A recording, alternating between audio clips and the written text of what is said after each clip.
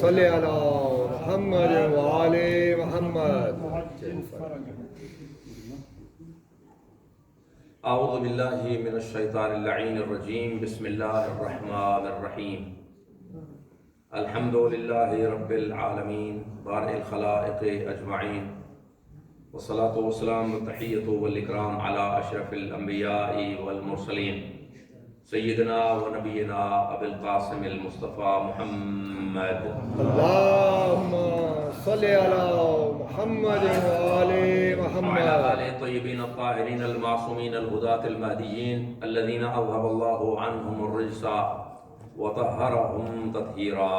اللهم صل على محمد وآل محمد. سيما على بقية الله المنتظر الروحي وأرواح العالمين التراب مقدم الفداء، ورحمة الله على محبيهم ومواليهم وشيعتهم أجمعين، واللعن الدائم على أعدائهم ملعونين من الآن إلى أبد الآبدين. أما بعد، فقد قال الله الحكيم في محكم خطابه: بسم الله الرحمن الرحيم. ألهاكم التكاثر حتى زرتم المقابر. صدق الله العلي العظيم. صلوات کی آواز ہے. اللهم صل على محمد وآل محمد. خداوند ذوالجلال سب لوگوں کا یہاں جمع ہونا اپنی بارگاہ عبودیت میں قبول اور منظور فرمائے، اور جو ٹوٹے پھوٹے الفاظ ہم آپ کی نظر کریں گے اور آپ کی حاضری اور دعائیں ان کے صدقے میں حق محمد و آل محمد خداوند ذوالجلال مرحومہ مرضیہ خانم کو اعلیٰ علیین میں جگہ عنایت فرمائے، اور ان کے پسماندگان کو خاص طور پر جواد بھائی کو صبر جمیل اور اجر جزیل عنایت فرمائے، اور مرحومہ کی اولاد کو ان کو ہمیشہ یاد رکھنے کی توفیق مرحمت فرمائے. سب سے گزارش ہے کہ اس مرحومہ کے لیے ایک مرتبہ سورہ مبارکہ فاتحہ. بسم اللہ. مالک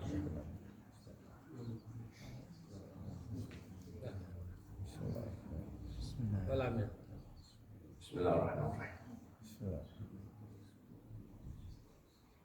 بسم اللہ الرحمن الرحیم. اللهم اغفر للمؤمنين والمؤمنات والمسلمين والمسلمات الأحياء منهم والأموات. تابع اللهم بيننا وبينهم بالخيرات، إنك مجيب الدعوات، إنك قاضي الحاجات، إنك غافر الخطيئات، إنك مبدل السيئات بالحسنات، إنك على كل شيء قدير بفضلك ورحمتك يا أرحم الراحمين. صلوات کی آواز ہے. اللهم صل على محمد وآل محمد. خداوند ذوالجلال آپ لوگوں کے اور خاص طور پر حاضرین کے متعلقین اور بانی مجلس کے متعلقین کے تمام مریضوں کو شفاء کامل عنایت فرمائے. قائم عالم محمد سرکار کا ظہور ہو اور ان کے آنے تک ہماری مساجد، مراکز دینیہ، اسلامک سینٹرز قائم و دائم رہیں، اور علماء اعلام، مراجع اعظام کا صحت و سلامتی کے ساتھ پربرکت سایہ تمام عالم اسلام پر اور ایتام آل محمد پر مستدام رہے. آج کی یہ مجلس جو ہے وہ ایصال ثواب کی مجلس ہے. جیسا کہ آپ جانتے ہیں کہ کچھ پچھلی چند سیشنز میں آپ کی خدمت میں ایک ٹاپک انٹروڈیوس کیا، منازل آخرت. منازل آخرت جو ہے وہ بہت ہی لمبا اور طویل ٹاپک ہے، اور انشاءاللہ دیکھیے گاہے بگاہے جب بھی آپ کی خدمت میں حاضر ہوئے وہ اس کے کچھ پارٹس جو ہیں وہ آپ کی نظر کریں گے، مگر آج کی حد تک جو ہے وہ اس سے ہٹ کے کچھ امید افزا باتیں بھی کرنا ضروری ہے. صرف ڈرانا مقصود نہیں ہے، اس لیے کہ پیغمبر اکرم صلی اللہ علیہ وآلہ وسلم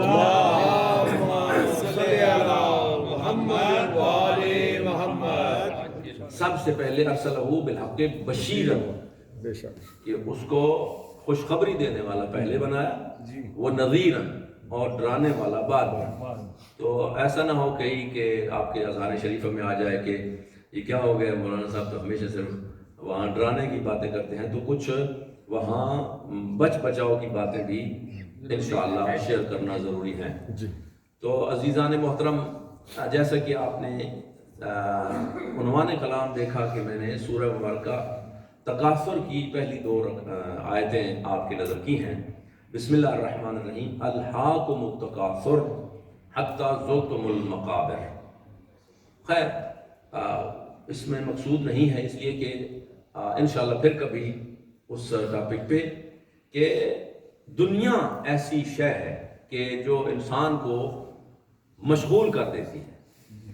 مشغول اگر اردو والا ہو تو اس کا معنی اور ہوتا ہے، اور عربی والا اور ہے، اور یہ شغل سے ہے۔ تو شغل اردو میں جگت کو کہتے ہیں، مذاق کو کہتے ہیں، اور عربی میں شغل یا فارسی میں وہ کسی کام کو کہتے ہیں جو اس کا شعبہ ہو۔ یہ حضرات فارسی زبان ہیں آپ کے، ہمارے ہزارہ بھائی، تو اگر پوچھا جائے کہ جی آپ کیا کام کرتے ہیں تو یہ آپ ان سے پوچھیں گے آغا شغل شما چیز، تو وہاں یہ نہیں ہوگا جی ہم تو پنجابی کہتے ہیں جی تھوڑی جوتا کیا ہے، تو ایسا نہیں ہے، بلکہ شغل۔ اور عربی میں شغل مصروفیت، یعنی جو کام کرتا ہے، تو جو کام کر رہا ہوتا ہے وہ شاغل ہوتا ہے، اور جس کام کو کر رہا ہوتا ہے یا جو اس میں انوالو ہوتا ہے اسے کہتے ہیں مشغول۔ تو دنیا ایک عجیب ہے۔ یہ میں پچھلی دفعہ آپ کی خدمت میں عرض کر چکا کہ ہمارا ایمان کیا ہے۔ ایکچولی کیا ہے کہ تمام لوگ محسوسات کے زیادہ مرید ہیں۔ دیکھ بھال کے سامنے اگر نظر آ جائے تو ہم مانتے ہیں، اندیکھی پہ بلیو نہیں کرتے۔ اب یہاں آپ نے سب نے تائید کر دی، اب یہیں سے اپنے آپ کو منتقل کریں کہ خدا کو نہیں دیکھا، ہم نے کتنا ایمان ہے ہمارا، اور اسی طرح قیامت کو ہم نے نہیں دیکھا ہوا، لہذا کتنا ہے ایمان ہمارا۔ ابھی تک مرنے والے کو یہ ادھر بارڈر کے اس طرف دیکھتے ہیں کوئی مر رہا ہے، قریب بھی نہیں جاتے، اور کئی تو لوگ ہوتے ہیں کہ جی مرنے والے کے قریب نہیں کہ کہیں ہم نہ مر جائیں۔ میں گزارش کر چکا آپ کی خدمت میں کہ موت ایک ایسی ناقابل رد حقیقت ہے، اسے یاد کیا جائے یا کبھی بھی زندگی میں یاد نہ کیا جائے۔ میں بعض اوقات دیکھتا ہوں تو یہ وہ کیا ہوتے ہیں جی فیس بک اور یہ چیزیں کھولتا ہوں کبھی، تو وہاں لکھا ہوتا ہے، کبھی کبھی وہ ایک دوسرے سے ڈائلاگ کرتے ہیں، تو ایک میں نے دیکھا جی وہ ایک دوسرے سے کہہ رہا ہے کہ جی میں انشورنس کرتا ہوں تو آپ انشورنس کرا لیں، اگر آپ مر جائیں تو وہ کہتے ہیں تو میں کیوں مر جاؤں؟ بھائی مرنا تو وہ نہیں جی، مرنا تو حق کر، ہاں رہا تو حق کا ہے، وہ تو حق ہے، پر حق ہے مرنا، پر مجھے کیوں کہہ رہے ہو؟ ایگزیکٹلی ہمارا بلیو اور ہمارا عقیدہ بھی یہی ہے کہ ساری دنیا نے مر جانا ہے، میں نے نہیں مرنا۔ پتہ اس وقت چلتا ہے جب یہ بھی مر جاتا ہے۔ اور اہل بیت اطہار علیہ السلام نے قربان جاؤں، انہوں نے پرچہ آؤٹ کر کے بتا دیا اور فرمایا کہ موت کو یاد کرو تب بھی آئے گی، یاد نہ کرو تب بھی آئے گی۔ جب مر ہی جانا ہے، وہ اس سے تو بھاگ نہیں سکتے ہو، تو اس سے ڈرنے کی کوشش نہ کرو بلکہ اس کی تیاری کر لو۔ جب تیاری کر لو گے تو اس کا خوف نہیں رہے گا۔ اب یہ بھی باتیں بالکل پکی اور سچی ہیں کہ شیخ صدوق سے لے کر شیخ عباس قمی تک تمام بزرگان نے اس منازل آخرت پر بہت ساری کتابیں بھی لکھی ہیں، اور روایات آل محمد علیہ السلام کی روشنی میں ان چیزوں کو اجاگر کیا ہے۔ اچھا ادھر سے فرض کریں ایک مرحلہ ہے، ان منازل آخرت میں سے ایک منزل ہے سؤال و منکر و نکیر۔ ہم تلقین میں تو اتنا تو کہہ دیتے ہیں کہ وہ سؤال منکر و نکیر حق، اگلی بات ہمیں کوئی نہیں پتہ ہوتی وہ منکر و نکیر، ہم تو منکر و نکیر کہتے ہیں، منکر نہیں بلکہ منکر و نکیر۔ تو اب وہ منکر نکیر کیا ہوتے ہیں؟ ہم سمجھتے ہیں کہ کوئی دو چوکیدار ہیں وہاں، وہ کوئی سوال پوچھیں گے، ایسا نہیں ہے، ہیں اللہ کے فرشتے، اور اتنے بھیانک اور ڈراؤنے خطرناک کہ ان کے منہ سے اور نتنوں سے آگ نکل رہی ہوگی اور دھواں، اور دیکھ کر دور سے میلوں دور سے انسان کا کلیجہ حلق کو آ جائے گا۔ یہ ہے ان کی دہشت اور ان کی شکل ظاہری، اسی لیے تو ان کا نام ہے منکر۔ یعنی جسے دیکھنا بھی گوارا نہیں ہونا چاہیے، ہیں فرشتے وہ نکیر، تو ایک ہی مادہ سے ہیں، یعنی بہت ہی ڈراؤنے اور خطرناک۔ یہ اب میں اس پہ کتنا پردہ ڈالوں گا، ہے تو حقیقت۔ تو عزیزہ نے اچھا پھر یہاں سمجھانا یو کے میں آسان ہوتا ہے، اس لیے کہ آپ لوگ ٹیکس وغیرہ کے اور مختلف اداروں کے ساتھ انوالو ہوتے ہیں، تو لکھتا کوئی ہے اور ایڈیٹنگ کوئی اور کرتا ہے، چیک کوئی اور کرتا ہے۔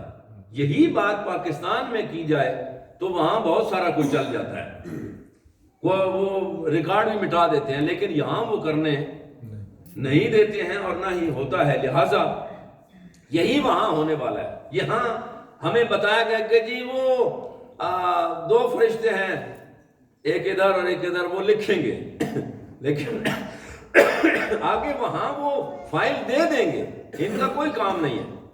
وہاں وہ چیک کر کے سوال وہ کریں گے اور حساب کتاب کوئی اور کرے گا، لیکن سوال کرنے والے، آپ نے دیکھا ہوگا یہ امیگریشن میں بھی بعض اوقات آپ بعض ممالک میں جاتے ہیں تو امیگریشن والا جو اس ڈیسک کے بیٹھا ہوتا ہے نا، اس کا حلیہ اور ہوتا ہے، اور کیا آپ نے، بہرحال مناسب ہوتا ہے، کبھی کبھی سمائل بھی کر دیتا ہے۔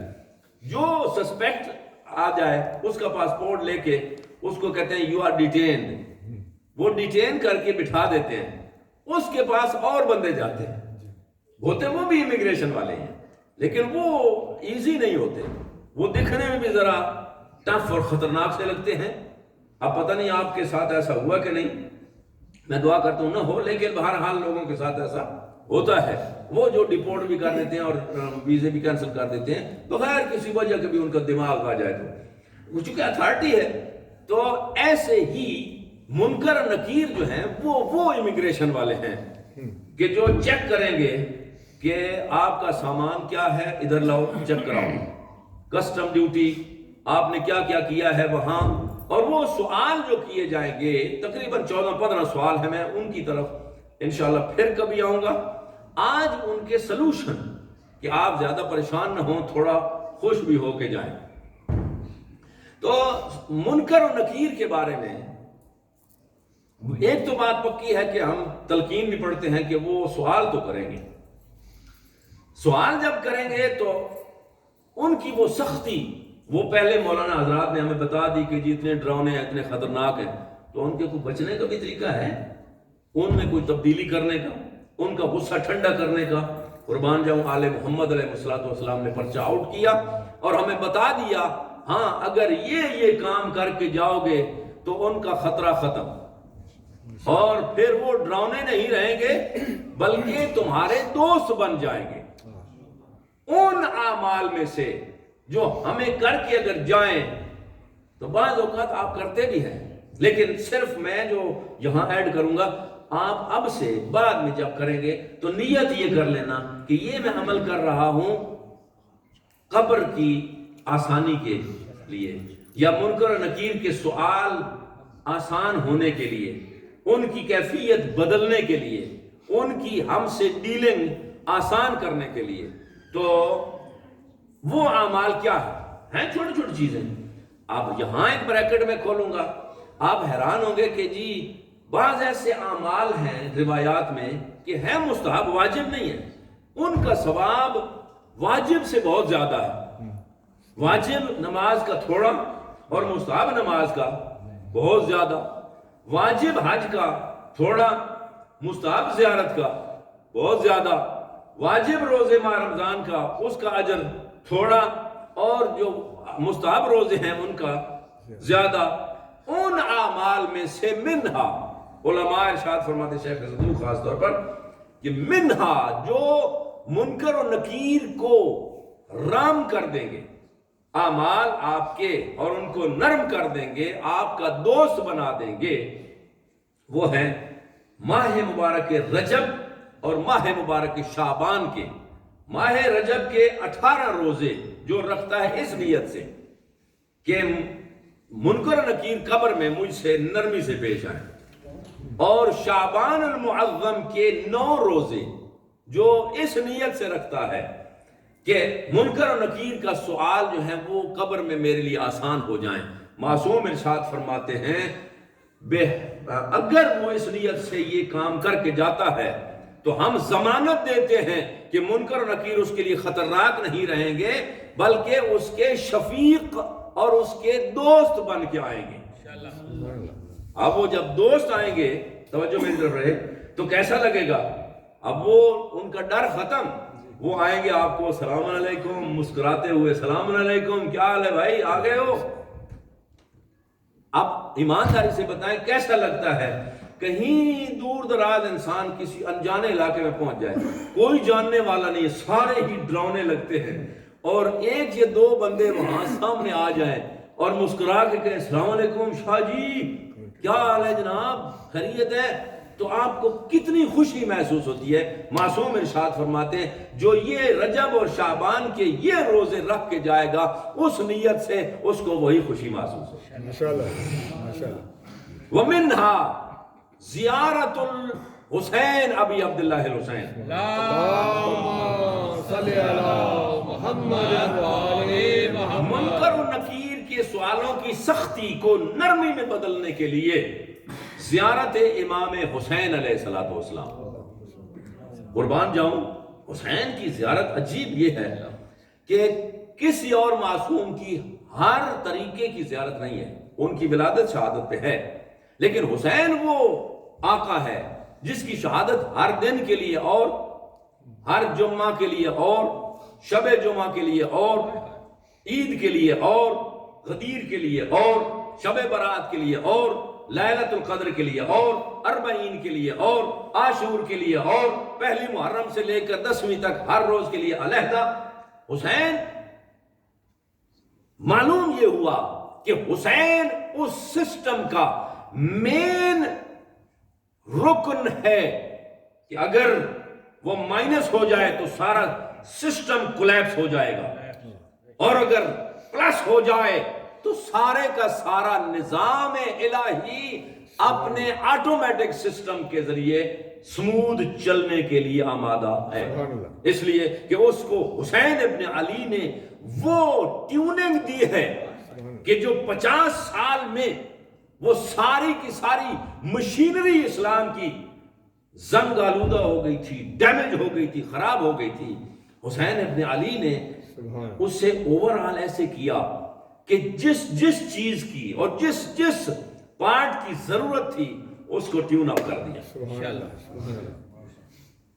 اور ساتھ میں گارنٹی اور وارنٹی لکھ کے دے دی کہ قیامت تک کے لیے دنیا کی جو طاقت آئے ایڑی چوٹی کا زور لگا لے، خود مٹ جائیں گے، لیکن یہ حسین کا ٹیون شدہ اسلام ہلنے کے لیے بھی تیار نہیں۔ اس لیے آقا حسین علیہ السلام کی زیارت کا اتنا اجر ہے، ثواب ہے۔ میں واقعہ آپ کی نظر کر دوں، حاجی علی بغدادی نام یاد رہے گا، ایک حاجی علی بغدادی ہیں جو محب علی علیہ السلام ہیں، وہ ہم اور آپ کی طرح نہیں تھے، ذرا نیک آدمی تھے، تو میں ناراض نہ ہو جانا، آپ تو نیک ہیں، میں اپنی بات کر رہا ہوں۔ تو وہ خمس لے کر جا رہے تھے نجف اشرف، اس وقت مرکز نجف اشرف ہی تھا، تو راستے میں ان کو امام زمانہ علیہ السلام کی زیارت ہوئی، اللہم صلی علی محمد وعلی، اور وہ زیارت میں پوچھتے ہیں آقا کو پہچاننے کے بعد کہ آقا میں جا رہا ہوں اس کام کے لیے، لیکن علماء سے میں سن چکا ہوں کہ زیارت امام حسین، آپ کے جد کی زیارت کا اتنا ثواب ہے کہ منکر و نکیر کے سوال جو ہیں وہ آسان ہو جائیں گے اور قبر کشادہ ہو جائے گی، قبر نورانی ہو جائے گی۔ تو کیا یہ سچ ہے؟ حالانکہ واجب تو کوئی نہیں ہے، کوئی ظاہر اگر واجب ہوتا تو ہر بندے پہ ضروری تھی، حالانکہ ایسا نہیں ہے، آپشنل ہے۔ تو امام زمانہ علیہ السلام نے جواب جو دیا ہے، امام نے فرمایا اے واللہ، لفظ بس اتنے ہی ہے، اے یعنی یس، عربی میں اے کا معنی ہوتا ہے نعم، اے واللہ. اچھا امام ویسے بھی کہہ دیتے تو بھی کافی تھا، لیکن امام نے شرعی قسم اٹھائی ہے کہ خدا کی قسم ایسا ہی ہے کہ اگر میرے جد حسین کی زیارت کر لے جو بندہ، اس کو منکر نکیر پریشان نہیں کر سکتے. وجہ یہ ہے کہ ساتھ میں ایک اور واقعہ نقل کرتے ہیں کہ ایک زائر امام حسین علیہ السلام کا عام بندہ، کوئی اتنا زیادہ نیک نہیں تھا، گناہگار بندہ، وہ دفن ہوا تھا حرم حسینی میں، امام حسین علیہ السلام کے حرم مقدس میں. تو دوسرے مومن کو خواب میں آیا وہ بندہ کہ منکر نکیر آئے ہیں اور وہ بڑا ڈر رہا ہے. تو ادھر سے وہ آئے ہیں اور اس کی قبر میں ادھر سے ابا عبداللہ الحسین آ گئے اور ارشاد فرمایا منکر نکیر کی جرأت ہی کیسے ہو گئی کہ میرے مہمان کے قریب بھی جائے. میں لمبی لمبی چھوڑنے کا عادی نہیں ہوں، آپ تو جانتے ہیں، لیکن جو حقائق ہیں ان پہ آپ کو ہر حال سر تسلیم خم کرنا ضروری ہے. کہ اب عبداللہ الحسین ارشاد فرماتے ہیں میرا ہو، مہمان بھی ہو، میرے ساتھ بھی ہو، اور پھر منکر نکیر پریشان کریں، یہ ممکن نہیں ہے. آپ یہ کہیں گے کہ یہ اس سے ٹکراتی نہیں بات کہ منکر نکیر تو سوال کرنے آئیں گے. یہ تو تلقین ہم پڑھتے ہیں نا ملک صاحب، جی جی. تو ادھر یہ مولانا صاحب سنا رہے ہیں کہ جی اس کے قریب بھی نہیں جائیں گے، وہ قبر میں جو ہے اس کے قریب جب نہیں جائیں گے تو سوال کیسے ہوں گے اور سوال کے جواب کیسے ہوں گے. یہ تھوڑا مسئلہ آپ کو پریشان کرنا چاہیے کہ نہیں کیا؟ آپ کو نہیں کیا؟ نہیں، آپ بھی تھوڑا بولیں گے تو مجھے سرل کے پڑھنی ہے نا. کہ ایک تو ہم کہہ رہے ہیں جی تلقین ہے، اس میں بالکل سچی بات ہے. 11ویں امام نے ارشاد فرمایا کہ سوال منکر و نکیر کے حق وہ تو ہو کے رہیں گے. ادھر یہ مولانا صاحب کہہ رہے ہیں منازل آخرت میں، علیکم السلام، کہ جو امام حسین کا بندہ ہو جائے، اس کا غلام ہو جائے، اس کی قبر کے قریب بھی منکر و نکیر نہیں جا سکتے. یہ تھوڑا لگتی نہیں ہے بات دل کو، ایسے نہیں؟ آپ کو تو پتہ نہیں، چونکہ سننے کی عادی ہیں، ہر شے سن لیتے ہیں، ادھر بھی نعرہ اور ادھر بھی، تو پرابلم نہیں ہوگا. لیکن میں تو چونکہ ظاہر ذمہ داری ہے، اس لیے میں نے یہ سوال آپ کے ذہن شریف میں ڈال دیا کہ کم از کم سوچو تو صحیح بات کہ ادھر ہے کہ امام فرماتے ہیں وہ آئیں گے ضرور، ادھر ہے کہ نہیں آئیں گے، قبر کے قریب نہیں آ سکتے ہیں، جرأت نہیں ہے ان کی. تو پھر وہ سوال کا کیا بنے گا اور اس کے جواب کا کیا بنے گا؟ جواب بھی قربان جاؤں انہوں نے دیا کہ سوال و جواب کی بات ہے نا، دور سے میرے چاہنے والے سے سوال بھی کر لیں گے اور جواب بھی لے کے چلے جائیں گے، اور میرے چاہنے والے کو کوئی سختی کا سامنا نہیں کرنا پڑے گا. اب آپ کو سمجھ آیا، سوال بھی ہو گئے، جواب بھی ہو گئے. تو یہی کہیں گے کہ یہ ان کا ہے. اب دیکھیے نا کہ حتیٰ پولیس بھی آ جائے، کسی کمی پہ کیس بن جائے تو کسی چودھری یا وڈیرے کے ڈیرے پہ وہ آ کے پناہ لے لے اور چھپ کے بیٹھ جائے. وہ تلاش کرتے کرتے پولیس والے آتے ہیں. آپ کو اسی مثال دیتا ہوں کہ پاکستان سے نا پیچھے تو ایسے کیسز ہوتے رہتے ہیں.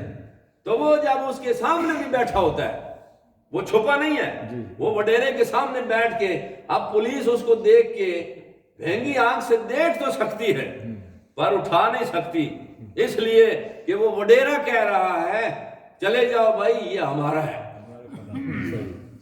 بات سمجھ آئی آپ کہ اس تک رسائی ہے لیکن اسے کچھ کہہ نہیں سکتے، اس لیے کہ وہ وڈیرے نے اس کو ریکگنائز کر لیا ہے، فوکس کر لیا ہے. اگر حسین مظلوم نے نظر کرم کر دی کسی پر، چاہنے والے پر، تو پھر کیا جرأت ہے منکر و نکیر کی کہ وہ آ کے اس کو سختی سے سوال کرے. ماشاءاللہ.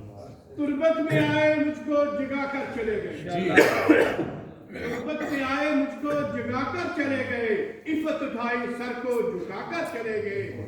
میں نے جب بڑھ کے کہا یا علی مدد، منکر نکیر ہاتھ ملا کر चले नारा हैदरी। تو عزیزو کیا ہے کہ منہا حب الرضا، ایک ان اعمال میں سے محبت ہے امام سامن و زامن، 8ویں امام، ابھی پرسوں کی شہادت گزری ہے نا، امام زامن علیہ الصلوۃ والسلام۔ اللہم صلی علی محمد و آل محمد۔ اب میں ان کا جو واقعہ آپ کو سناؤں گا، آپ نے کہاں تک سنا ہوا ہے آقا علیہ الصلوۃ والسلام کے وہ زامن کیوں ہیں؟ آپ نے کیا سنا ہوا ہے کہ وہ ہرنی کے زامن، یہی سنا، اور اسی وجہ سے رانا صاحب امام زامن باندھ کے ساری دنیا جاتی ہے، شادی کرنی ہو تب امام زامن، سفر پہ جائیں، حج پہ جائیں، زیارت پہ جائیں تو امام زامن۔ تو یہ امام زامن کیا ہے؟ یہی حاجی علی بغدادی ایک اور واقعے میں ارشاد فرماتے ہیں کہ امام رضا علیہ الصلوۃ والسلام کی اس حب الرضا والی حدیث بھی میں نے امام زمانہ سے پوچھ لی اسی سفر میں کہ مولا میں نے علماء سے یہ سنا ہے کہ آپ پاک ہستیوں سے یہ بھی روایت کی گئی ہے کہ حب الرضا یہ اگر ہمارے 8ویں امام سے کوئی محبت رکھتا ہو تو اس کو بھی منکر نکیر تنگ نہیں کر سکتے۔ تو اس کے بارے میں امام نے پھر ارشاد فرمایا نعم، بالکل صحیح ہے، اس لیے کہ ہمارے جد امام رضا علیہ الصلوۃ والسلام کی اللہم صلی علی محمد و آل محمد۔ لوگوں کو معرفت نہیں ہے۔ آؤ میں تجھے واقعہ سناتا ہوں۔ وہ کہتے ہیں کہ ایک بہت گناہگار بندہ تھا، بہت گناہگار۔ اب یہ کہیں دل پہ نہ لے لینا کہ جی پھر اعمال کی تو کوئی ضرورت نہیں ہے، اتنا سستا میں بندہ بخشا جاتا ہے، نہیں، ایسی بات نہیں ہے۔ گناہگار بھی کوئی بخشا جاتا ہے، یہ بھی یاد رکھیں۔ اور سارے نہیں بنتے، ہر کوئی اور نہیں بنتا، ایک ہی بنتا ہے، اور اگر وہ گناہگار بخشا گیا تو ایک ہی ہے، سارے بندے نہیں۔ لیکن ہو سکتا ہے اس کی نیت کیا ہوگی۔ تو کہتے ہیں کہ ایک بندہ یہ واقعہ نقل کیا ہے آقا کے آنریری خادم جو ہیں انہوں نے بھی۔ حضرت امام رضا علیہ الصلوۃ والسلام کے خدام جو ہیں، آپ زیارت کے لیے جائیں نا، اگر نہیں گئے تو تشریف لے جائیے، اور خاص طور پر اس نیت سے کہ جی قبر کا انتظام کرنے کے لیے ہم جا رہے ہیں، اور 2 اماموں کا وعدہ ہے کہ وہاں آئیں گے، ایک سید الشہداء اور یہ 8ویں امام ہے کہ جو میری زیارت کے لیے آئے گا، میں 3 مقامات پر جو اس کے لیے سخت ہوں گے میں آ کے اس کو حوصلہ دوں گا۔ تو وہ کہتے ہیں کہ ہم نے دیکھا کہ خواب میں دیکھا کہ ایک بندہ بہت گناہگار، اور اسے امام رضا علیہ الصلوۃ والسلام کے جوار میں دفن کیا گیا، قبر کھود رہے تھے دفن کرنے کے لیے، اور قبر میں لٹا دیا، ابھی بند نہیں کی تھی کہ ایک نورانی صاحب جلال شخصیت آئی اور انہوں نے کہا کہ اسے نکالو یہاں سے، نہیں ہم دفن ہونے دیں گے۔ اور ہم نے ادھر ادھر سے انکوائر کیا یہ کون ہے، تو جواب دیا گیا کہ یہ امیر المؤمنین علی ابن ابی طالب علیہ الصلوۃ والسلام ہیں، نجف اللہم صلی علی محمد و آل شاہ نجف۔ اب اندازہ لگائیے ذرا کہ کیسا انڈرسٹینڈنگ ہے۔ شاہ نجف اس پہ ناراض ہیں اور ارشاد فرماتے ہیں یہ فاسق فاجر میرے بیٹے کے ساتھ دفن نہیں ہو سکتا، اسے ہمارے بیٹے کے ساتھ دفن نہیں کر سکتے ہو تم۔ وہ کہتے ہیں یہی بات ہو ہی رہی تھی کہ قبر اطہر سے سامن الحجج اٹھے، امام زامن، امام سامن علی ابن موسیٰ الرضا کھڑے ہوئے، التمس من جدہ، وہاں آرڈر نہیں دیا، وہاں اپنے جد سے التماس کی سر جھکا کے کہ میرے جد علی ابن ابی طالب مہربانی کریں اسے معاف کر دیں اور دفن ہونے دیں۔ اب غور کر رہے ہیں آپ، آقا میرے جد میں آپ سے گزارش کرتا ہوں، منت کرتا ہوں، التماس کرتا ہوں، جیسے کہتے ہیں التماس دعا، التماس درخواست کرتا ہوں کہ اسے معاف کر دیں اور یہاں اسے اجازت دفن کی دے دیں۔ تو مولا علی علیہ السلام ارشاد فرماتے ہیں بیٹا رضا کیوں؟ تو وہ جو جملہ آگے ہے کہ ارشاد فرماتے ہیں کہ اے ہمارے جد، اے مولا علی، بے شک مجھے بھی معلوم ہے کہ یہ بڑا گناہ کار ہے، بڑا خطا کار ہے، شاید کوئی دنیا کا گناہ اس نے نہ چھوڑا ہو جو کیا ہو، پر اے جد جب یہ مرنے والا تھا تو اس نے اپنے رشتہ داروں کو وصیت کی کہ اگر ہو سکے تو مجھے امام رضا کے جوار میں دفن کرنا، شاید مجھے معافی مل جائے، شاید مجھے۔ اے دادا جان، اس کی امید کو میں نا امید نہیں کرنا چاہتا۔ اس کی نیت دیکھو نا، گناہ کار ہونے کے باوجود آپ کی اولاد پر کتنا اس نے اعتماد تھا کہ رشتہ داروں کو کہنے لگا میں جب مر جاؤں تو مجھے امام رضا کے ساتھ دفن کر دینا۔ تو اے جد، میرے جد امام علی علیہ السلام، اسے معاف کر دیجئے اور اسے یہیں دفن ہونے دیجئے۔ اب معلوم ہوا وہ صرف ہرنی کے اور آہو کے ضامن نہیں ہے، وہ آج زندوں کے بھی ضامن ہیں۔ آپ جب امام ضامن باندھ کے جاتے ہیں اور مرنے کے بعد مردوں کے بھی ضامن ہیں، دنیا کا بھی ضامن امام رضا ہے اور آخرت کا ضامن بھی امام رضا ہے۔ اور محمد وآل محمد بلند تر صلوات، اللہم صلی علی محمد وآل محمد۔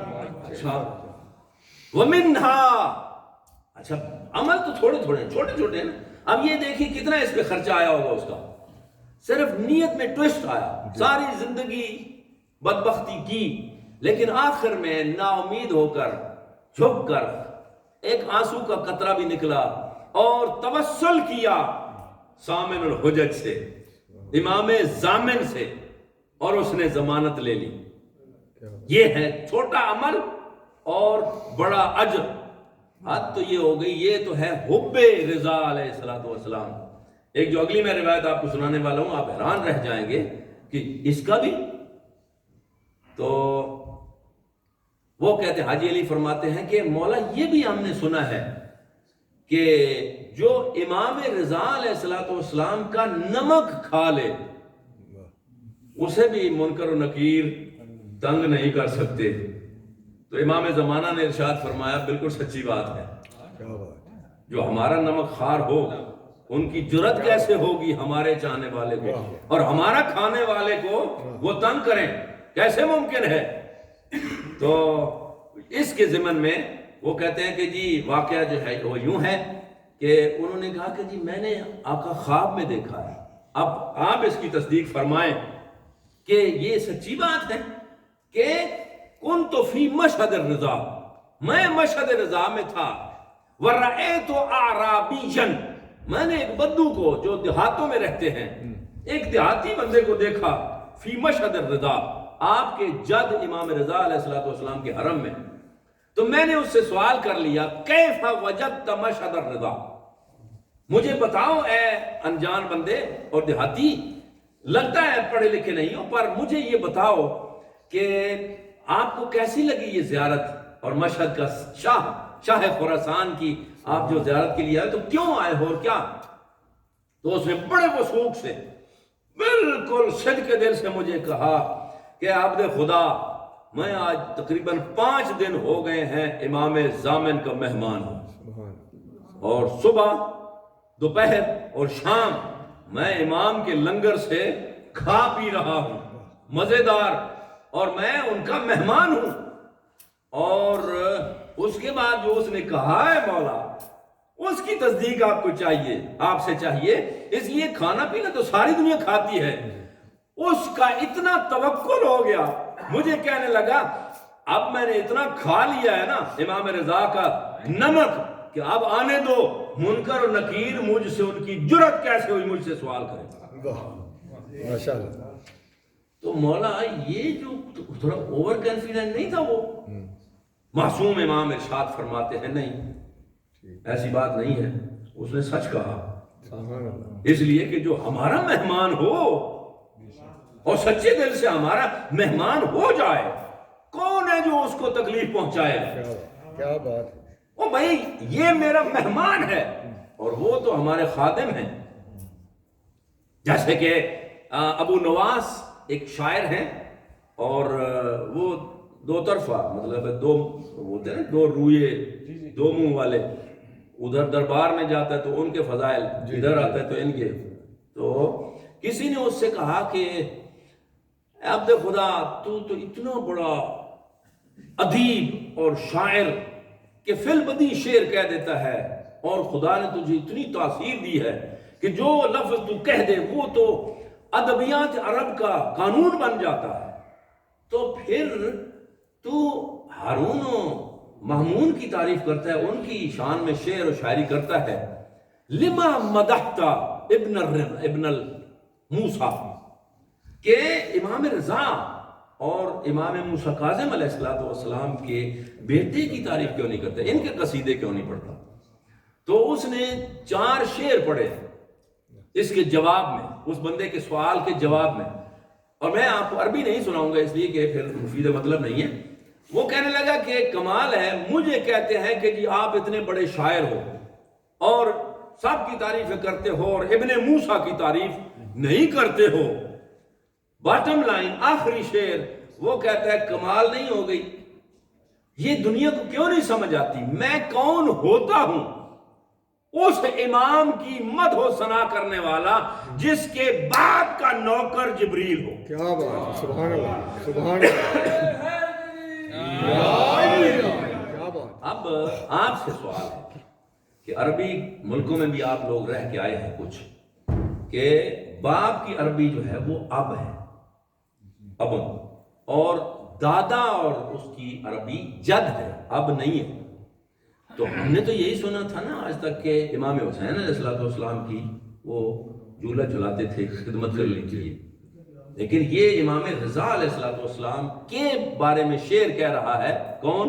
ابو نواس، اور کہہ رہا ہے میں اس کی کیا تعریف کروں جس کے باپ کا نوکر جبریل ہے۔ باپ امام رضا علیہ السلام کا کون ہے؟ امام موسیٰ کاظم علیہ السلام۔ معلوم ہوا بتانا یہ چاہتا ہے کہ علی و محمد کسی دور کے بھی ہوں، جبریل کا پیشہ نہیں بدلتا۔ کیا بات ہے، کیا بات ہے، ماشاء اللہ، وہ خادم ہی رہے گا، بے شک بے شک، وہ اس دور کے علی کا بھی خادم اور آج کے دور کے علی کا بھی خادم۔ تو عزیزان محترم، جو نمک کھا لے، یہ جو ہمارے ہاں وہ بولا جاتا ہے نا نمک خاری کا حق ادا کرنا، فلاں فلاں کا نمک خار ہے اور فلاں نمک حرام ہے، یہ اس کا بیک گراؤنڈ یہ ہے کہ امام رضا کا جس نے نمک کھا لیا، اور یہی ایسا نہیں ہے، بڑے بڑے مریض ہوتے ہیں لا علاج، جن کو ہاسپٹل سے کہتے ہیں جاؤ، اس کا کوئی علاج نہیں ہے۔ آپ جائیں زیارت کے لیے، آپ میں سے کوئی گئے ہیں؟ تو جب آپ دعوت پہ اندر جاتے ہیں، ایک کھانا آپ کو ملتا ہے تو وہ باہر لائن لگی ہوتی ہے اور وہ کہتے ہیں 2-4 دانے نمک کے یا چاول کے یا ایک روٹی کا ٹکڑا یا کوئی چیز بچا کے لیتے آنا، ہم بیمار کو شفا کے لیے کھلائیں گے۔ اور یہ حقیقت ہے کہ امام رضا علیہ السلام وہ بزرگوار ہستی ہے کہ یہ بعید نہیں ہے، یہ اس کو استبعاد نہ کیا جائے کہ جی ذہن نہیں مانتا۔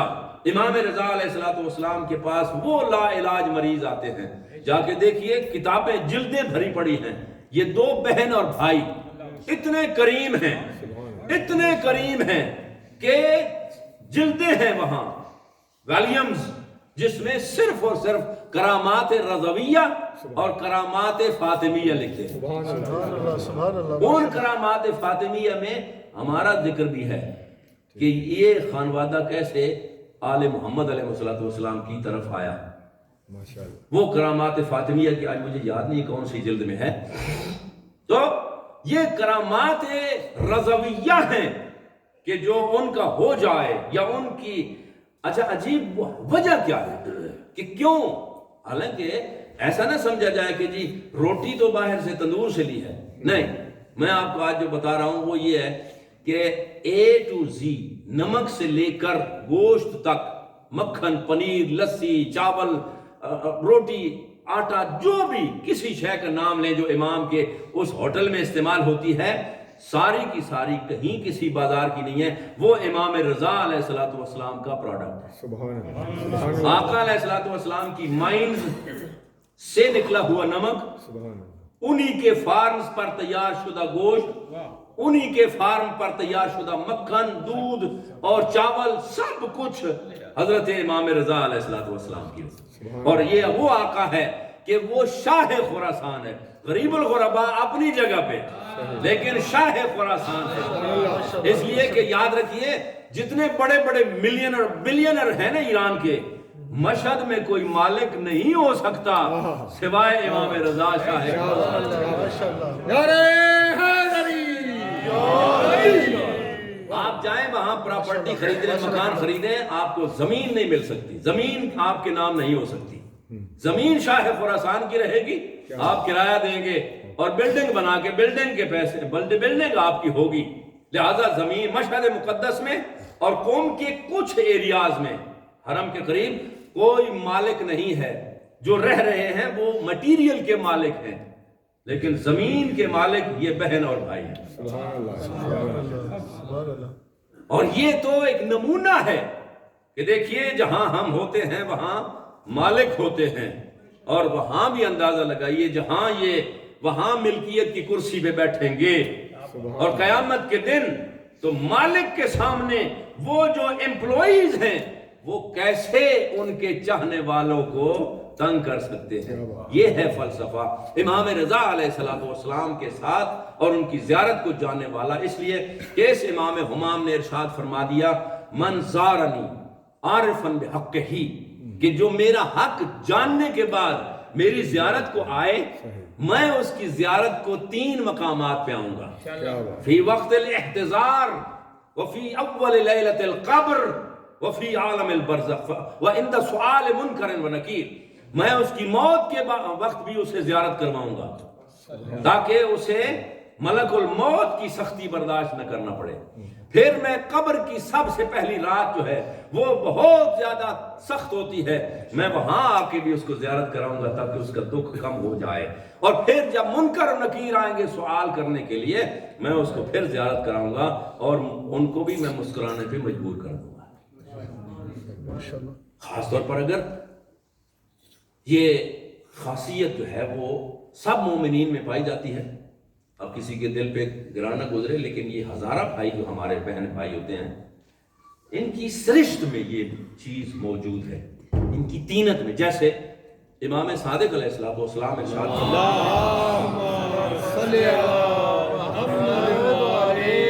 کہ شیعتنا خلقوا من فاضل طینتنا، شیعہ ہمارے جو ہیں وہ ہماری بچے ہوئی مٹیریل سے ان کو پیدا کیا اللہ نے۔ تو ظاہر بچے ہوئے مٹیریل سے جب پیدا ہوئے تو ان کی سنخیت جو ہے وہ اس کا لحاظ تو کریں گے نا۔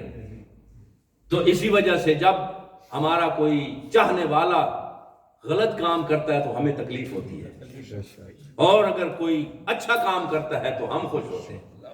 یہی معنی دوسری جگہ پہ ارشاد فرماتے ہیں شیعتنا کونوا لنا زینا ولا تکونوا علینا شینا، اے شیعو ہمارے لیے باعث عزت و اعتبار تو بنو، ہمارے لیے باعث ننگ و عار نہ بنو، اس لیے کہ پھر جب تم غلط کام کرو گے تو تمہیں کوئی کچھ نہیں کہے گا، وہ کہیں گے ان کے رہبر ایسے تھے، اور اگر اچھا کام کرو گے تو تمہاری وجہ سے ہمیں دنیا ستائش کرے گی، کہیں گے سبحان اللہ، جب دعا کریں گے تو رحم اللہ جعفر ابن محمد الصادق کیف ادب محبی، کہ خدا رحمتیں کرے جعفر صادق پر کہ اپنے چاہنے والوں کی کیسے تربیت کر کے گئے۔ کیا بات ہے، اب فیصلہ مجھ پہ اور آپ پہ ہے کہ میں اس امام کی بدنامی کے باعث بننے کے لیے یہاں موجود ہوں یا اس کی اچھائی واضح کرنے کے لیے؟ میں اگر بدنامی کا باعث بن بھی جاؤں تو خدا اس کو بلند رکھے ہوئے ہے اور رکھے گا. خسرت دنیا والآخرت تو میں ہوا نا. باوجود اس کے کیا قربان جاؤں آل محمد آپ کی ذوات مقدسہ پہ کہ بیڑا غرق میں نے کیا اور فکر مند وہ ہے. اندازہ لگایا آپ نے کہ تکلیف ان کو ہو رہی ہے کہ اسے کوئی کیوں برا بھلا کہہ رہا ہے, منکر و نکیر اسے کیوں تنگ کر رہے ہیں, قبر اس کو کیوں تنگ کر رہی ہے, عالم برزخ میں اسے کیوں رنج مل رہا ہے. اس کا ہولی سولی رسپانسبل میں ہوں. باوجود اس کے تکلیف کسے ہو رہی ہے؟ معصومین علیہ الصلوۃ والسلام. تو مجھے اور آپ کو دیکھنا پڑے گا نا بھائی لوگ کہ اگر پہلے نہیں تو اب چینج کر لیں ہم, اس لیے کہ یقین مانیے جانا تو ہے ہمیں, آج نہیں تو کل. اور جسے یہ پک ہے نا کہ جی پکی بات کہ سب نے چلے جانا ہے میں نے رہ جانا ہے, ان خیال استو محال استو جنو, یہ بہت بڑی غلط فہمی ہے اور مغالطہ ہے کہ جانا تو ہے, یہ مانے آرام سے چلا جائے تو وہ انتظار میں بیٹھے ہوں گے, آؤ جی اہلاً و سہلاً, اگر نہیں اس کا ارادہ تو گھسیٹ کے لے جایا جائے گا. اب یہ میری اور آپ کی مرضی ہے کہ ہم اپنی مرضی سے ریڈ کارپیٹ کے لیے جائیں یا پھر گھسیٹتے ہوئے لے کے جائیں. تو عزیزان محترم یہ مذاق نہیں ہے, حالات ہیں. تو بات جو کرنے جا رہا تھا کہ شیعہ ائمہ علیہ السلام کے بچے ہوئے میٹیریل سے, لیکن کیا ہے کہ ہم میں جو بر صغیر کے ہیں لوگ, ان میں فرق یہ ہے کہ ہم بہت زیادہ سنی سنائی پہ آئے ہیں. درمیان میں فاصلہ جو ائمہ اور ہمارے دور میں ہے وہ بہت زیادہ ہے, اور الحمدللہ ہم خدا کی جتنی شکر کریں وہ کم ہے, اس لیے کہ باوجود اتنے اندھیر اور ظلم اور جہالت کی باوجود پھر آل محمد علیہ السلام نے نظر کرم کی اور ہم اس راستے پہ آ گئے. لیکن یہ جو ہزارہ جات ہے نا, اب میں یہ بات نہیں کرنا چاہتا تھا کہ کسی کے ذہن میں نہ آ جائے کہ یار ان کی مجلس ہے تو ان کی تعریف نہیں, یہ کسی اور جگہ پہ میں کہہ سکتا تھا. ان کی خصوصیت یہ ہے کہ یہ آج کی بات نہیں ہے, ان کی تاریخ بہت پرانی جاتی ہے, ائمہ کے دور سے ہی یہ ادھر کنیکٹڈ ہیں, درمیان میں کوئی فاصلہ نہیں آیا. لہذا جبھی سے یہ پکے شیعہ, دنیا ادھر سے ادھر ہو جائے, قتل و غارت کا میدان گرم ہو جائے, مسجدوں میں خون خرابہ ہو جائے, امام بارگاہوں میں خون کے دریا بہہ جائیں, عزاداری امام حسین پر قتل و غارت ہو جائے, دکانوں پر, بازاروں پر, مائنوں پر, چلتے ہوئے راستے میں تہ تیگ کر دیے جائے, گاجر مولی کی طرح کاٹے گئے ہیں, باوجود اس کے پھر جب سر اٹھائیں گے تو علی بھی کریں گے, حسین بھی کریں گے. ماشاءاللہ, نعرہ حیدری. یہ وہ لوگ ہیں جوڑ کرے یا جفا کرے, دنیا ہزار جوڑ کرے یا جفا کرے, الغرض جس کے دل میں جو آئے کیا کرے, لیکن ہوگی عزاداری حسین وہ شمع کیا بجھے جسے روشن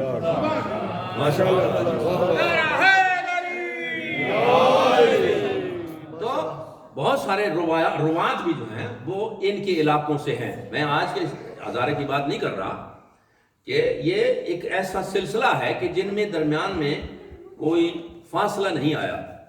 ہم میں فاصلہ آیا, وہ یہ کہ کئی نسلیں جو ہیں درمیان میں پھٹک گئیں, کہیں اور چلے گئے. پھر آل محمد کی کرم نوازی, اور وہ روایت آپ کو یاد ہونی چاہیے کہ مولا علی علیہ السلام نے مالک اشتر سے جو فرمایا تھا کہ آج کتنے بندے تو نے مارے ہیں, جی جی, تو بوسٹ کرتے ہوئے کہنے لگا 45. یا علی آج تو کمال نہیں ہو گیا, 45 ہی آپ نے مارے ہیں, 45 ہی آپ کے اس خادم نے. دل میں یہ تھا کہ برابری ہے. امیر الکائنات مسکرا کے ارشاد فرماتے ہیں, مالک ہوش کے ناخن لے, تیرے سامنے جو بھی آیا تو نے اسے مارا. علی کی ذوالفقار اس پہ چلتی نہیں ہے کیا بات. جس کی آئندہ 70 پشتوں سے میرا چاہنے والا پیدا ہو. سلیمان حیدری. اب کبھی نہ کہنا جتنے میں نے اتنے ہی آپ. واہ واہ واہ واہ سبحان اللہ. میں نے وہ نہیں مارے جن کی 70ویں نسل سے علی کرنے والا آنے والا ہے. سبحان اللہ سبحان اللہ. ہم شاید اس کیٹیگری میں ہیں. اور یہ لوگ جو ہیں یہ ہمیشہ سے جیسے بعض نسلیں حتی سادات بھی جو ہیں برے صغیر میں ایسا ہوا کہ تقیہ کی وجہ سے حالات کی وجہ سے ان کو ہٹا دیا گیا. اور یہ ایسے ضدی لوگ تھے ہزارہ حضرات بھائی بہن کہ انہوں نے تقیہ کا تو بالکل سہارا لیا ہی نہیں. ماشاءاللہ جی. انہوں نے کہا جی مر جانا تقیہ نہیں. ہم نے حتیٰ کہ حالانکہ یہ ان کی میں مثال یوں دوں گا کہ یہ حضرت عمار یاسر کے ماں باپ اور حضرت عمار یاسر یہ دو فردیں ہیں آپ ذہن میں رکھیے. تو ہزارہ کی مثال میں دوں گا حضرت عمار یاسر کے والدین کی طرح اور ہماری مثال لے لیں حضرت عمار یاسر کی طرح. اس لیے کہ جب وہ پکڑے گئے تو انہوں نے کہا جی آپ اس سے بیزاری کا اعلان کریں اور ہمارے راستے پہ آئیں ورنہ ہم آپ کو قتل. انہوں نے کہا جی ایک دفعہ نہیں. آپ بڑے خوش ہو کے 70 مرتبہ قتل کریں جلا ڈالیں فلاں کر دیں محمد الرسول اللہ دل سے نہیں جائے گا. اور عمار کی مثال انہوں نے کہا جی نہیں نہیں بالکل آپ ہی ٹھیک ہو کوئی گل ہی نہیں میں تو ادھر نہیں آپ کے ساتھ ہوں. دوڑتے ہوئے پھر انہوں نے جب چھوڑا دوڑ کے آیا یا رسول اللہ بڑا گناہ کیا. حضرت فرمایا کوئی گناہ نہیں کیا. وہ جان ہے تے جہان ہے نا. تو نے دل سے تو مجھ سے نفرت نہیں کی. ان سے بچنے کے لیے اسی ہی تقیہ کہتے ہیں. تو کہنے کا مقصد یہ تھا کہ یہ ہمیشہ سے ظلم و جبر و جور سہتے آئے ہیں. اور ہسٹری آپ کو بتانے کی ضرورت نہیں ہے. ریسنٹ ہسٹری تو آپ کو سامنے ہے نا. آپ کی کوئٹہ ہو کہیں اس کے مضافات ہوں کہیں بھی ہو یہ ہمیشہ مظلوم ہی رہے خداوند ذوالجلال. اور ان میں دینداری جو ہے وہ آل محمد علیہ السلام کی ہر حوالے سے باقی لوگوں سے تھوڑی پلس رہتی اس لیے ہے کہ یہ جیسے مجھے لگتا ہے کہ علماء سے زیادہ دور نہیں ہوئے. ہر دور میں پڑھے لکھے علماء جو تھے جو خط آل محمد علیہ السلام پر تھے ان کے یہ قریب رہے. ہمارا سانحہ یہ ہوا کہ علماء سے جیسے آل محمد سے دور کیا گیا تھا اسی طرح علماء حق سے ہمیں دور کر کے وہ لوگ جو بھرتی کرنے والے تھے جیب سے اور آپ پہ پھینکنے والے اور جس کا کہیں گرپ نہیں تھی وہ میٹیریل آپ کو دے کر آپ کو بھی خوش خود بھی خوش اور خدا کو ناراض آل محمد کو ناراض کر کے چلے گئے. تو ایسا نہیں ہونا چاہیے. اس وجہ سے اگر کہیں جائیں تو ان لوگوں کی مساجد کو دیکھیں تو نسبتاً ہمیں یاد آئے گا کہ یار ہماری مسجد میں جائیں نا تو یہ حال نہیں ہے. اور عزاداری میں بھی یہ پیچھے کم نہیں ہے. میں ایک جملے میں پھر مختصر کر دوں کہ عزادار نمازی ہوتا ہے اور نمازی عزادار ہوتا ہے. نماز اگر پھیلائی جائے تو عزاداری ہوتی ہے. عزاداری کو اگر مختصر کیا جائے تو نماز ہوتی ہے. بے نماز عزادار نہیں ہو سکتا اور عزادار بے نماز نہیں ہو سکتا. اس لیے کہ سب سے بڑا عزادار اور سب سے بڑا نمازی ایک جگہ ملتا ہے سید الساجدین زین العابدین سجاد کربلا بیمار کربلا اور قیدی شام. کافی وقت ہو گیا. باتیں جو ہیں وہ انشاءاللہ پھر جاری رہیں گی. آج جو میں آپ کو ہدیہ کرنا چاہتا ہوں وہ ذرا دکھ بھری کہانی ہے. میرے منہ سے ایسے ہی نہ چاہتے ہوئے امام سجاد کا نام نکلا ہے. میں کچھ اور پڑھنا چاہتا تھا لیکن کیا کروں کہ آپ نے سن رکھا ہے کہ یہ خانوادہ آل محمد شام کے آگے فل کریں جگہ کہ شام کے آپ لوگ کہتے ہیں سنتے بھی آئے ہیں پڑھتے بھی یہاں سے وہی ہیں، زندان میں، یہی لکھتے ہیں زندان میں سال گزارا، یہی لفظ رانا صاحب سنتے ہیں۔ جو میں نے پڑھا ہے وہ زندان کوئی نہیں ہے، اس کو خرابہ شام بولتے ہیں، اور خرابہ کہتے ہیں آپ کی زبان میں کھنڈرات، جس کی چھتیں بھی نہیں تھیں۔ اور اس کی دلیل، اس کا بیک اپ یہ بتا دوں کہ سادانیاں موسم، اچھا شام کا آپ زواری کے لیے جاتے ہیں، گرمی بھی بہت سخت پڑتی ہے اور سردی بھی بہت سخت، اور تمازت آفتاب کی وجہ سے سادات اور سادات کے بچوں کی چہروں کی چمڑیاں بھی اللہ اکبر جدا ہو گئی تھی، رنگ تبدیل ہو گئے تھے۔ حد تو یہ ہو گئی، اتنی تبدیلی ایک سال میں کہ سگا بھائی بھی نہ پہچان سکا۔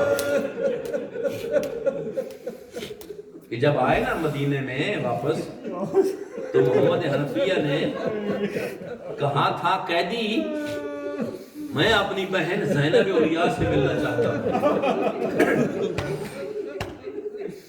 اور سرکار زین العابدین ارشاد فرماتے ہیں چچا ہم ایسے حالات کا سامنا کر کے آئے ہیں۔ کہا چچا؟ کہنے لگا انا علی ابن حسین۔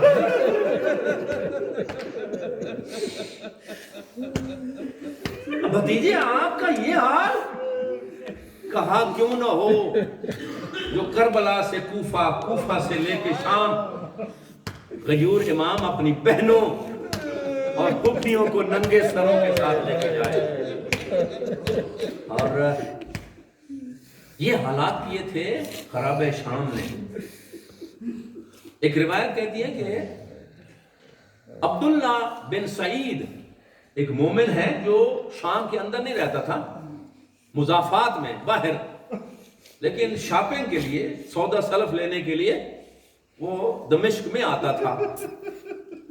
تو تقدیر کا چکر کہ تقدیر اسے خرابہ شام سے گزرنے پہ مجبور کرتی ہے، راستہ وہی ہوگا شاید۔ جب وہ آیا تو دیکھا عجیب منظر کہ ایک نحیف سا قیدی ہے جس کے گلے میں توق، پاؤں میں بیڑیاں، اور چھوٹے چھوٹے بچے اس کے ساتھ بیٹھے ہوئے ہیں، اور وہ کچھ مانگتے ہیں اس سے۔ اجرکم اللہ، خدا آپ کو سوائے غم آل محمد کے کوئی غم نصیب نہ فرمائے۔ چونکہ اس مستور کی مجلس ہے، میں چاہتا ہوں کہ بیویوں کا مسائل ہی پڑھوں، اور مجھے جیسے بتایا گیا ہے کہ وہ بہت زیادہ ارادت مند تھیں حسین کی بہنوں کی، تو ان کی قبر کو منور کرنے کے لیے میں سمجھتا ہوں یہ کافی ہوں گے الفاظ کہ عبداللہ ابن سعید کہتا ہے کہ میں دیکھ رہا ہوں کہ اس قیدی جو اکیلا بیٹھا ہوا ہے اور ساتھ میں چھوٹے چھوٹے بچے ہیں، وہ اس سے کچھ مانگتے ہیں اور وہ دے نہیں سکتا، بس اتنا کرتا ہے وہ رو دیتا ہے۔ اجرکم اللہ۔ جب وہ روتا ہے تو میں نے قریب میں جا کے اس قیدی سے پوچھا، یا عبداللہ، اے اللہ کے بندے، اے قیدی، یہ کیا ہے؟ کیا بچے تجھ سے کیا مانگتے ہیں؟ تو فَأَشَارَ إِلَىٰ عُنُقِهِ، اس نے اپنے گردن پہ ہاتھ رکھا اور یہ کہا کہ میں بول نہیں سکتا، شاید میرے آنکھوں کی سانس بند کر دینے والا تو۔ جب اس نے یہ اشارہ کیا نا، وہ اشارہ الی امت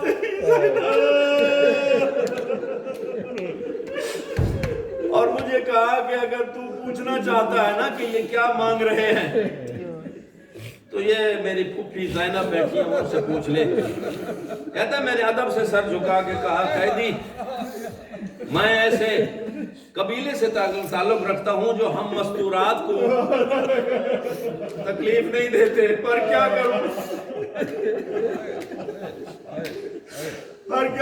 تو جواب نہیں دے سکتا، اور میں پوچھنا چاہتا ہوں یہ بچے کیا مانگتے ہیں؟ کہتا ہے کہ بی بی معاف کر دینا۔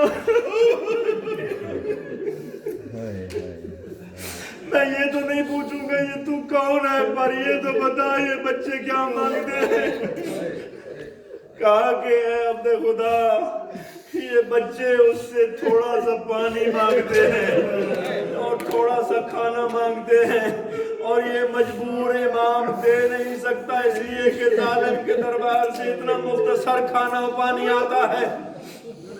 کہتا ہے کہ جلدی جلدی جب یہ بات میں نے سنی تو میں نے کہا کہ مجھے اجازت دو، تھوڑی دیر کے بعد میں آتا ہوں۔ کہتا ہے جیسے بندہ دوڑ کے آتا ہے نا، دوڑتے ہوئے سانس بھول جاتی ہے، وہ سامان لینا بھول گیا اور دوڑ کے گھر میں داخل ہوا جیسے پہلے کبھی نہیں آتا تھا۔ تو بیوی اس کی پریشان ہوئی، کیا ہوا عبداللہ؟ تو کہنے لگا کہ جلدی آ۔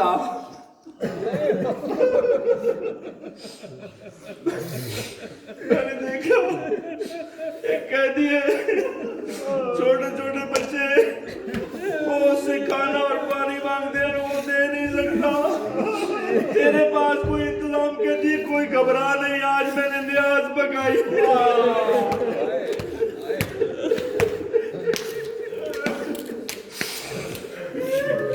کہتا ہے ہاں، اس نے کہا کہ لے جا، یہ ان کو دے دے۔ کہتا ہے مجھے شرم آتی، وہاں کوئی مستور ہے بڑی عزتوں والی، چادر پہنو میرے ساتھ چل۔ کہتے جب ہم کھانے کے برتن اٹھا کے لائے، میں اور میری زوجہ آ کے پیش کیا بچوں کے سامنے، تو وہی معظمہ خاتون وہ کہتی ہے کہ بچوں کھانے سے پہلے اس کے لیے ہم دعا کریں گے۔ دعائیں کرنے کے بعد کہا کہ بی بی اگر مائنڈ نہ کرو تو میں تجھ سے سوال کر لوں۔ کہا ہاں قیدی بی بی پوچھو، کہا یہ نیاز کیوں پکاتی ہو؟ کہا بی بی یہ لمبی کہانی ہے، میں بچپن میں بہت شدید مریض تھی، ڈاکٹروں نے لا علاج کر کے جواب دے دیا، میرے بابا بہت پیسے والے تھے، آخر میں تنگ آ کے وہ مجھے مدینہ لے گئے۔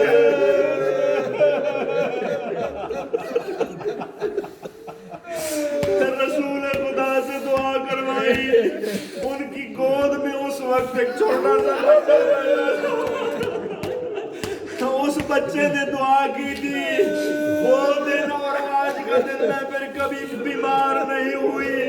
جب میرا بابا دنیا سے جا رہا تھا، ساری زندگی ہم نیاز پکاتے تھے، اس نے مجھے وصیت کی کہ اس شہزادے کی نیاز ہمیشہ نہ بھولنا۔ ہم دعا کرتے ہیں کہ اس شہزادے کی لمبی زندگی ہو۔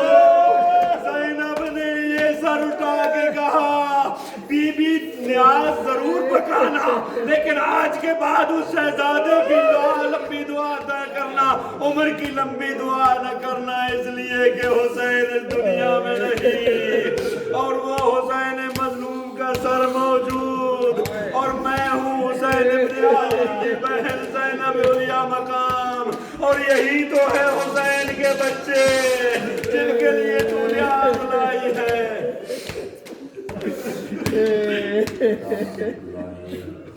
على القوم الظالمين وسيعلم الذين ظلموا أي منقلب ينقلبون إليه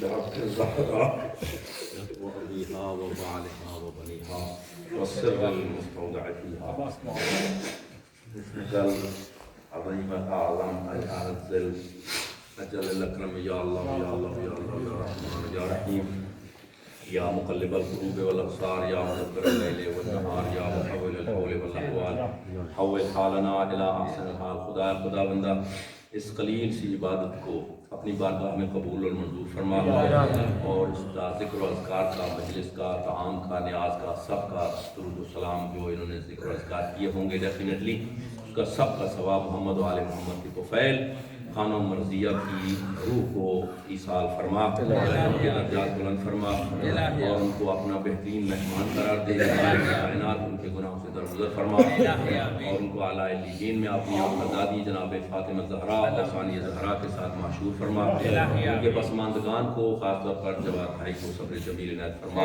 مالک کائنات ہمارے گناہوں سے درگزر فرما، ہمارے مریضوں کو شفا عطا فرما، جو اس پینڈیمک موذی مرض کا شکار ہیں خدا تمام عالم انسانیت کو اس سے نجات عطا فرما، ہمارے مراکز دینیہ اسلامک سینٹرز خاص طور پر ادارہ معارف اسلام کو دن دگنی رات چوگنی ترقی اس کی خدمت کرنے والے کسی حوالے سے ہوں دام دل میں قدم سخنے ان کے مال جان اولاد رزق میں برکت عنایت فرما، مالک کائنات خانہ آل محمد کا سرکار کا ظہور فرما، ان کے آنے تک مراجع اعظام فقہائے اعظام کا سایہ پر برکت صحت کے ساتھ مستقام فرما، اعظام آل محمد کے لیے یہ حصول آل محمد ہیں خداوند ذوالجلال، جو عتبات عالیات کی زیارات پہ گئے ہیں، جو واپس آ گئے ہیں ان کی زیارت کو قبول فرما، جو اپنے راستے میں ہیں خدایا ان کو حفاظت کے ساتھ اپنی فیملیز کی طرف لوٹا، اور جو نہیں جا سکے ہیں مالک دو جہاں ان کو بھق محمد و آل محمد ابی عبداللہ حسین کا زوار بنا دے، بفضلک و رحمتک یا ارحم الراحمین، والسلام علیکم ورحمۃ اللہ وبرکاتہ۔